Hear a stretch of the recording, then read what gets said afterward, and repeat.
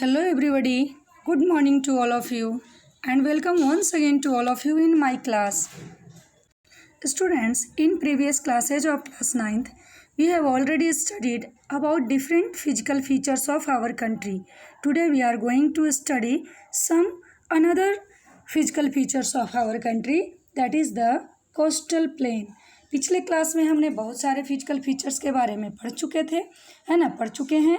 और आज हम लोग एक दूसरा फिजिकल फीचर्स पढ़ने जा रहे हैं जिसका नाम क्या है, the coastal plain. Here is written that the peninsular plateau is flanked by stretch of narrow coastal strips running along the Arabian Sea on the west and the Bay of Bengal on the east. अब ये क्या लिखा है इसको समझते हैं। कह रहा है कि जो पेनिनसुलर प्लेट्यू है is flanked by, flanked means उसका अंत होना, मार्जिन जो है ना, किससे उसका लास्टिंग होता है ना, stretch of narrow coastal strips. ये स्ट्रेच यानी कि विस्तार, क्या चीज़ का, नैरो कोस्टल, नैरो मीन्स पतला, संकीर्ण, संकीर्ण तटीय, स्ट्रिप्स मीन्स मैदान, संकीर्ण तटीय मैदान का स्टार्टिंग होता है और पेनिनसुलर प्लेट्यू का एंड हो जाता है। इसको फीचर्स के थ्रू भी हम लोग समझेंगे।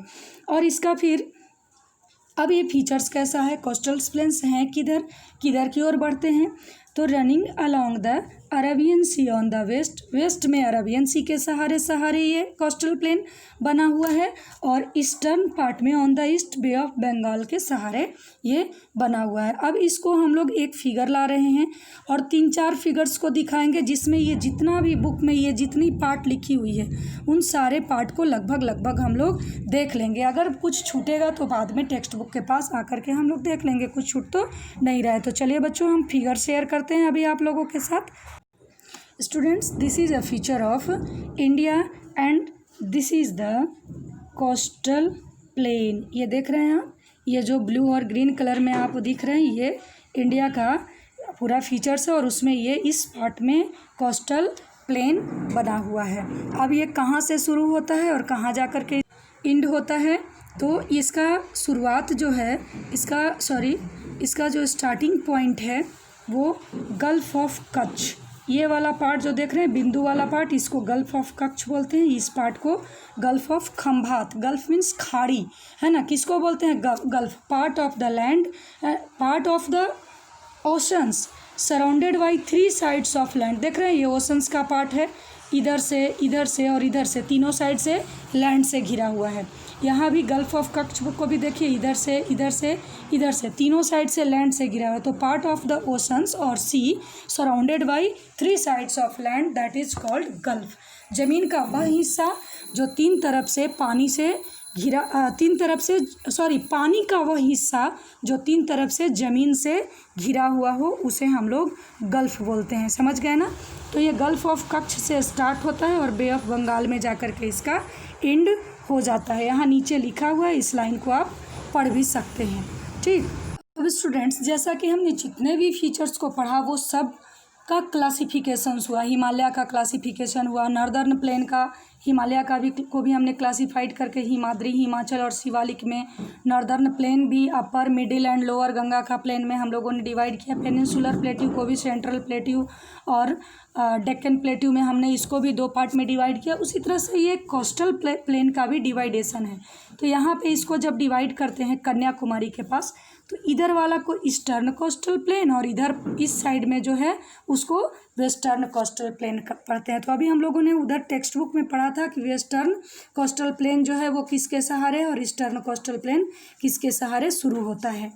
तो ये वेस्टर्न कोस्टल प्लेन है वो अरेबियन सी along with, है ना, started along with Arabian Sea and Eastern coastal plain continue along with Bay of Bengal। ये आप ध्यान रखिएगा, western Arabian Sea, eastern Bay of Bengal. अब ये इतनी लंबी कोस्ट लाइन है हमारे यहाँ, हमारी कंट्री में, तो इसकी कुछ कैरेक्टरिस्टिक्स होंगे, कुछ विशेषताएं होंगे। अभी तो हमने सिर्फ 2 पार्ट में बांटा है और ज़्यादा कैटेगराइज नहीं किया है, लेकिन कुल मिलाकर के जो हमारा कोस्ट लाइन है तो उसका जो कैरेक्टरिस्टिक्स है तो बहुत सारी कैरेक्टरिस्टिक्स है। सच एज यहाँ पे देखिए, यहाँ पे आप फीचर्स देख रहे हैं, फिशिंग हो रहा है कि नहीं। उसके बाद ये देखिए सी पोर्ट है कि नहीं, सी पोर्ट है, फिशिंग है। उसके बाद एक और फीचर्स मैं अभी शेयर कर देती हूँ। यहाँ देखिए बैक वाटर्स हैं, यहाँ पे देखिए बोट रेसिंग हो रहे हैं, यहाँ देखिए फीचर्स ऑफ नेचुरल ब्यूटी हैं, यहाँ पे प्राकृतिक सौंदर्य का नज़ारा देखने को मिल रहा है। तो दोनों साइड में अगर हम ईस्टर्न और वेस्टर्न में देखें कुल मिला करके, तो हमने 3-4 तरह के कैरेक्टरिस्टिक्स को बताया अभी, लेकिन अब इसको भी हम लोग फिर कैटेगराइज करके पढ़ेंगे, ठीक है ना। तो first I would like to study about western coastal plain. सबसे पहले हम क्या चाहते हैं, वेस्टर्न कोस्टल प्लेन को पढ़ें। तो western coastal plain is also normally divided into 2 categories. Western coastal plain है वो नॉर्मली 2 पार्ट में ही डिवाइड है। First Konkan coast and second ये Malabar coast, second Malabar coast. First Konkan coast है और सेकंड ये मालाबार कोस्ट है। लेकिन आपका बुक एक बीच में भी देता है, ये सेंट्रल पार्ट को भी वो बताता है जिसको कन्नड़ कोस्ट बताता है, ठीक है ना। ये कन्नड़ कोस्ट आपका बुक बताता है। अब ये देखिए, अब ये तो हमने 2 पार्ट में पहले नॉर्मली कैटेगराइज किया, लेकिन वैसे 3 पार्ट में भी आपका टेक्स्ट बुक या और टेक्स्ट बुक भी लिखता है। अब हमने यहाँ पे तो एक फीचर्स हो गए कि 3 पार्ट में डिवाइड हुआ।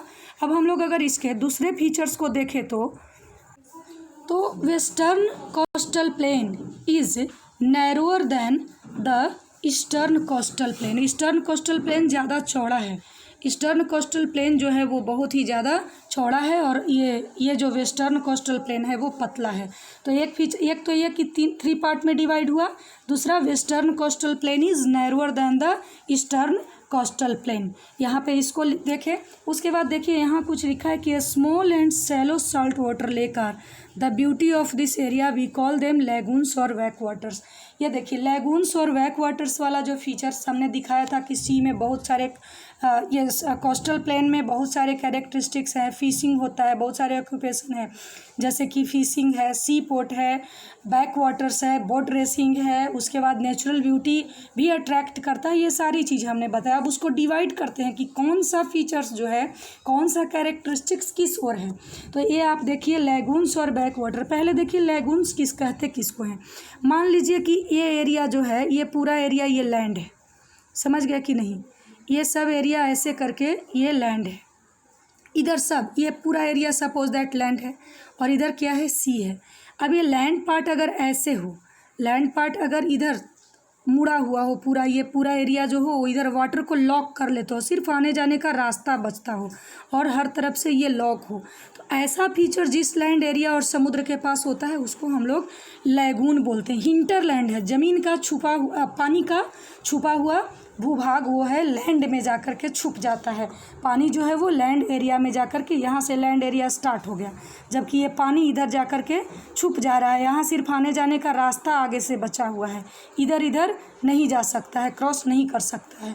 तो ऐसे एरिया को हम लोग लैगून बोलते हैं। तो ये यहाँ पे लैगून, और होता कहाँ पे लैगून, जहाँ पे सैलो वाटर हो, छिछला कम पानी हो, समुद्र में जहाँ पे कम पानी हो उसको लैगून बोलते हैं। तो इधर लैगून है, उसके बाद इधर में बोट रेसिंग होती है, उसके बाद बहुत सारे नेचुरल ब्यूटी जो उधर हमने फीचर्स दिखाया था वो सब है। उसके बाद सी पोर्ट भी है, जैसे गोवा मरमा गांव में है। Mumbai is the biggest seaport of our country. Mumbai हमारे कंट्री का सबसे बड़ा सी पोर्ट है कि नहीं। तो इस तरह के फीचर्स इसके हो गए। तो हम लोग अब शुरू से देखते हैं कि कितने कैरेक्टरिस्टिक्स हुए वेस्टर्न कोस्टल प्लेन के। Western coastal plain is divided into 3 part, तीनों का नाम लिख देंगे, Konkan, Kannada and Malabar. Western coastal plain is narrower than the eastern coastal plain, दूसरा हो गया।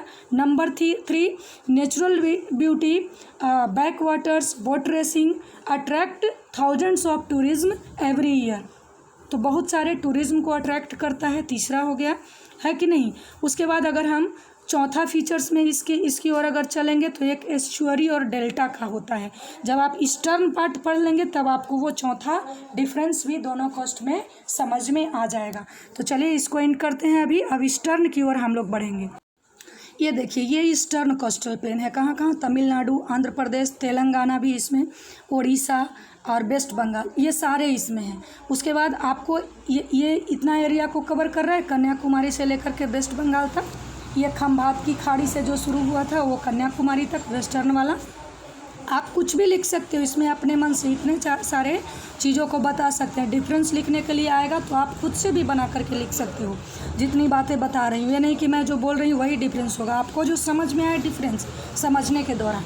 तो इतना एरिया को कवर कर रहा है। दूसरा ये वाइडर है, eastern coastal plain is wider than the west. अब ये नहीं कि पूरा स्टेट को कवर करता है, ये स्टेट का कुछ ही हिस्सा को कवर करता है। ये तो मेरे से थोड़ा ज़्यादा ही चौड़ा बन गया है। ये नहीं कि पूरा तमिलनाडु, पूरा आंध्र प्रदेश, पूरा उड़ीसा, पूरा वेस्ट बंगाल को कवर नहीं कर रहा है। ये जो है कुछ ही हिस्से को कवर करता है, लेकिन वेस्टर्न वाला से ज़्यादा चौड़ा है। तो एक फीचर्स यहाँ पे आया। दूसरा चीज़ ये जो है वो टू पार्ट में इसको कैटेगराइज किया जाता है। टू पार्ट वाले फीचर्स को ही मैं दिखा देती हूँ आपको, वो भी मैंने कहीं सेव। हाँ देखो, ये टू पार्ट में नॉर्दर्न पार्ट है उसको नॉर्दर्न सरकार कोस्ट कहते हैं, और जो साउदर्न पार्ट है उसको साउदर्न कोस्ट कहते हैं। तो ये टू पार्ट में कैटेगराइज हुआ और ये 3 पार्ट में कैटेगराइज हुआ था। ये नैरो था, ये क्या है, वाइड है। आगे देखते हैं आप। अब अगर हम कैरेक्टरिस्टिक्स की बात करें तो कैरेक्टरिस्टिक्स में ईस्टर्न कोस्टल प्लेन में एक तो फिशिंग होती है और दूसरी सी पोर्ट बहुत ज़्यादा है और बहुत ही खास है इंडिया का एक्सपोर्ट के लिए। एक्सटर्नल एक्सपोर्ट जो विदेशी फॉरेन एक्सपोर्ट होता है उसके लिए बहुत ही खास है। तो इधर वाले में 2 ही हैं, बहुत ज़्यादा फीचर्स इसमें, बहुत ज़्यादा। ईस्टर्न में ना तो नेचुरल ब्यूटी है, ना तो बोट रेसिंग बहुत ज़्यादा होती है, ये सब वेस्टर्न में ही ज़्यादा होती है। और बैक वाटर्स वगैरह हैं वो सब वेस्टर्न कोस्टल प्लेन में होते हैं, ईस्टर्न में नहीं होते हैं। अब ये देखो, ये जो मैं चौथे फीचर्स की बात कर रही थी ना, 3 फीचर्स तो हम लोग डिवाइडेशन, कैरेक्टरिस्टिक्स और क्या पढ़े, जो इसकी वाइड है, चौड़ाई जो है इसकी, वो 3 चीज़ को पढ़ लिया। अब चौथा जो है, जो देखिए, ये जो ईस्टर्न कोस्टल प्लेन है इसमें क्या बनता है, डेल्टा। और वेस्टर्न में क्या बनता है, ESTUARY, एस्चुअरी बनता है यहाँ पे, समझे कि नहीं। वेस्टर्न में एस्चुअरी और डेल्टा में क्या फ़र्क है, तो डेल्टा वो होता है जब नदियाँ जर्नी करके आ रही है तो लॉन्ग जर्नी करके रिवर आएगी तो साथ में सेडिमेंट लेकर के आएगी। अब वो सेडिमेंट वहाँ पे जब जमा होगा तो पानी को डायरेक्ट फ्लो होने नहीं देगा। तो क्या होता है, यहाँ पे सेडिमेंट्स की वजह से रिवर जो है वो कई धाराओं में बट जाती है। रिवर का स्ट्रीम जो है वो कई स्ट्रीम में चेंज हो जाता है। तो उस फिगर को, जैसे आप अपने हथेली को देखो, आपके हथेली से फिंगर अलग अलग होता है ना, सेम उसी तरह से सेडिमेंट आकर के हथेली की तरह जम जाता है और वहाँ से जो फिंगर अलग अलग हुए उस तरह से धाराएं बढ़ जाती है और धाराएं बढ़ती हुई ये सी में फ्लो होती है, बहती है। तो ऐसे एरिया को, ये जो यहाँ पे बटा हुआ एरिया है, इसको डेल्टा बोलते हैं। जबकि एस्चुअरी में क्या होता है कि शॉर्ट जर्नी करके, जैसे नर्मदा और तापी 2 रिवर वेस्टर्न पार्ट में बहती है, ये नर्मदा और तापी हुआ, ये सीधा बहती हुई आती है और यहाँ पे ना तो कोई सेडिमेंट जमता है ना तो स्ट्रीम डिवाइड होता है, बस डायरेक्टली क्या होता है, ये फॉल हो जाता है। तो इसको एस्चुअरी बोलते हैं। तो ये क्या है, western coastal river form estuary and eastern coastal river many eastern coastal river form delta and flow through the eastern coastal plain, है ना, in the sea। समुद्र में ईस्टर्न कोस्टल प्लेन के सहारे नदियाँ गिरती है डेल्टा बनाते हुए, जबकि वेस्टर्न कोस्टल प्लेन की जो नदियाँ हैं वो एस्चुअरी बना करके और नदी में गिर जाती है। बहुत छोटा सा जमाव होता है जो साथ में लेकर के गिर जाती है, समझ गए। अब हम लोग टेक्स्ट बुक की तरफ थोड़ा देखते हैं कि कुछ बचा तो नहीं उधर पढ़ने के लिए, कि क्या कुछ छूट रहा है वो देख लेते हैं। हाँ स्टूडेंट्स, लगभग हमने सारा कुछ को पढ़ लिया। एक हमारे लिए चिल्का लेक बचा हुआ। चिल्का लेक के फीचर, एक इम्पॉर्टेंट फीचर है लॉन्ग द ईस्टर्न कोस्ट। इसको मैं बता देती हूँ कि कहाँ पे है। ये महानदी के साउथ में बोलता है, आपको फीचर्स पे ले जा करके बता दूंगी। और ये चिल्का लेक जो है वो मियांडर लेक है। मियांडर किसको बोलते हैं, जब नदी से आते आते नदी का पानी, नदी मान लो कि इधर से ऐसे बहता हुआ आ रहा है ना, यहाँ पे कोई इसको क्या हो गया, रुकाव मिल गया। अब ये क्या है, यहाँ पे बहते हुए आ रहा था इधर से, जबकि ये रास्ता मोड़ लिया, अपना रास्ता इधर की ओर ये मोड़ लिया, दूसरी तरफ इधर बहते हुए आ रहा था, इधर इसको रुकावट मिल गया। अब ये क्या होगा, यहाँ पे ये पानी जो है वो जमा का जमा रह जाएगा और नदी इधर से बहते हुए अपना, तो ये एक लेक का फॉर्मेशन हो जाता है, कट जाता है। बीच में कोई रुकावट मिल जाने की वजह से क्या होता है, पानी कट करके वहाँ जमा रहता है और नदी अपना रास्ता दूसरी तरफ फिर ऐसे बहते हुए मोड़ लेती है। समझ गए कि नहीं। तो इसको हम लोग मियांडर लेक बोलते हैं। तो ये चिल्का लेक उसी का एक उदाहरण है। फीचर्स पे दिखा देती हूँ कहाँ पे है। ये आप देख रहे हैं ना, उड़ीसा। तो महानदी रिवर बहती हुई इधर से आती है और उसके साउथ में बता रहा है कि नीचे में यहीं पे चिल्का लेक है ना। यहाँ पे नदियाँ बहती हुई आ रही थी, ये महानदी बहती हुई आ रही थी, इधर से बहती हुई आ रही थी इधर की ओर। लेकिन यहाँ पे क्या हुआ, आगे बढ़ने का इसको रास्ता नहीं मिला। अब ये क्या हुआ, ये रास्ता इधर की ओर मोड़ करके बहने लगी। इसको मिटा करके थोड़ा सा आपको दिखा देते हैं कि सपोज दैट ये नदी बहती हुई आ रही थी इधर की ओर, सॉरी इधर की ओर आ रही है। अब यहाँ पे क्या हुआ, यहाँ पे बहते बहते इसको यहाँ पे कोई ऐसा एरिया मिल गया जहाँ से पानी आगे नहीं बढ़ सकता है, इधर की ओर बह रही है। अब ये नहीं बह सकता तो ये रास्ता अपना इधर की ओर चेंज कर ली। तो इधर जो पानी पहले से बह करके आई है तो स्टॉप हो गई। अब नदी उधर दूसरे रास्ते से बहना शुरू कर दी। तो ये वाला पानी जो है वो लेक का फॉर्मेशन, यहाँ पे एक झील बन गया।